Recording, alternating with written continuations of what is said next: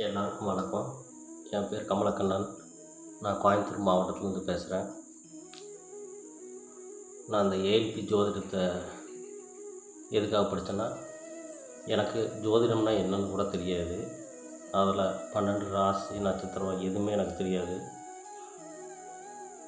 நான் ஸ்டார்டிங்கில் என்னோடய எதிர்காலம் என்ன அப்படின்னு சொல்லி பார்க்குறக்காக தான் ஜோதிடமே படித்தேன்.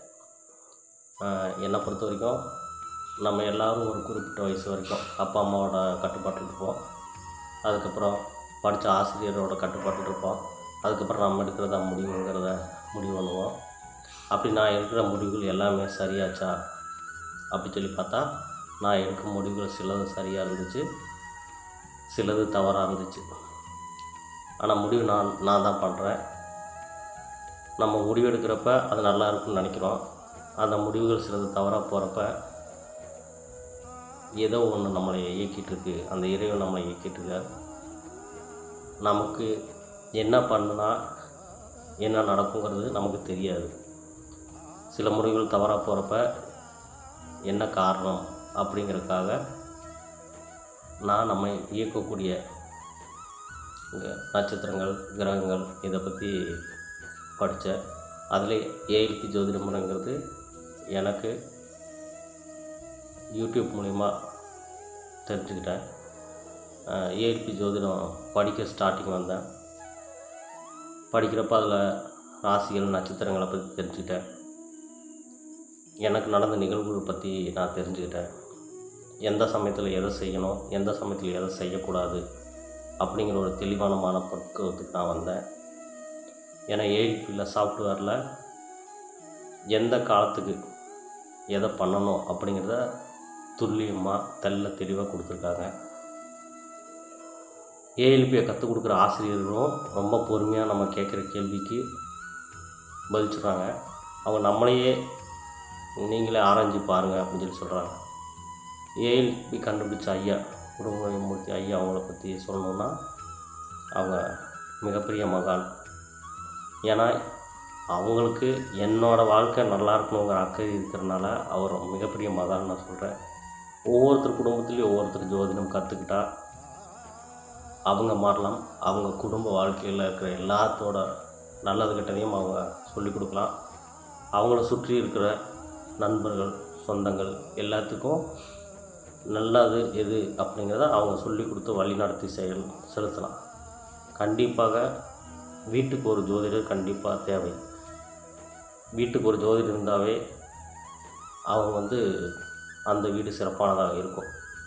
நம்ம முன்னொரு காலத்தில் மூதாதையர் நம்மளோட தாத்தா பாட்டி நம்மளை வழி நடத்தினாங்க. எது நல்லது எது கெட்டதுன்னு சொல்லி கொடுத்தாங்க. இன்றைக்கி அவங்க சொல்லி கொடுத்தாலும் கேட்குற மனப்பக்குவத்தில் நம்மளும் இல்லை, அவங்களும் பெருசாக இல்லை. அதனால் நம்மளே நம்ம தான் வழி நடத்திக்கணும். நம்மளை சார்ந்தவங்க, நம்ம குடும்பத்தார், நம்ம சொந்த பந்தங்கள், நம்மளை சுற்றத்தார்கள் எல்லாத்தையும் நம்ம தான் வழி நடத்தணும். அதனால் கண்டிப்பாக வீட்டுக்கு ஒரு ஜோதிடர் அப்படிங்கிற முறையில் இதை கற்றுக்கிட்டே ஆகணும். எல்லாருக்கும் மாதா, பிதா, குரு, தெய்வம்னு சொல்லுவாங்க. மாதா பிதாங்கிறவங்க நம்ம பிறந்தப்பிருந்தே நம்மளை வளர்த்திருக்காங்க. அவங்கள சொல் பேச்சு கேட்டு தான் வளர்ந்தோம்.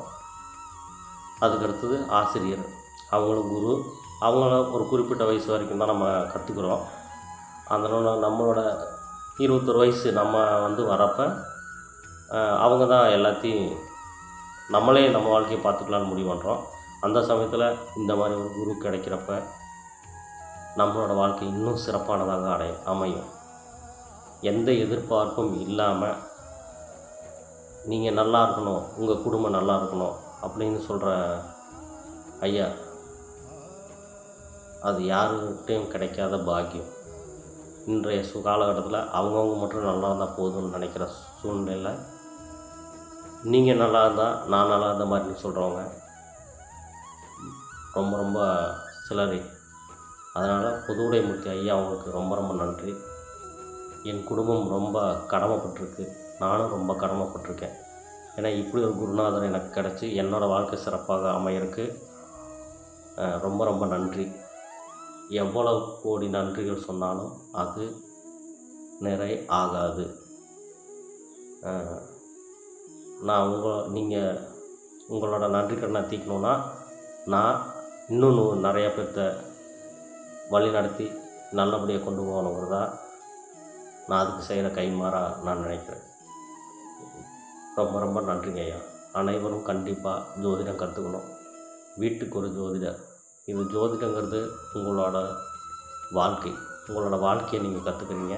உங்கள் வாழ்க்கையில் எது நடக்கும் நடக்காது, எதை எந்த சமயத்தில் செய்யணும், பருவத்தையே பயிர் செய்யணும்னு சொல்லியிருக்காங்க. அது மாதிரி எந்த காலத்தில் எதை செய்யணும் அப்படிங்கிறத தெளிவாக துல்லியமாக காமிக்கக்கூடியது ஜோதிடம். மறக்காமல் எல்லாரும் அதை கற்றுக்குங்க. ரொம்ப ரொம்ப நன்றி. ஜோதிடத்தின் பரிணாம வளர்ச்சி ALP ஜோதிடம். 15 நாட்களில் நீங்களும் ஜோதிடராகலாம்.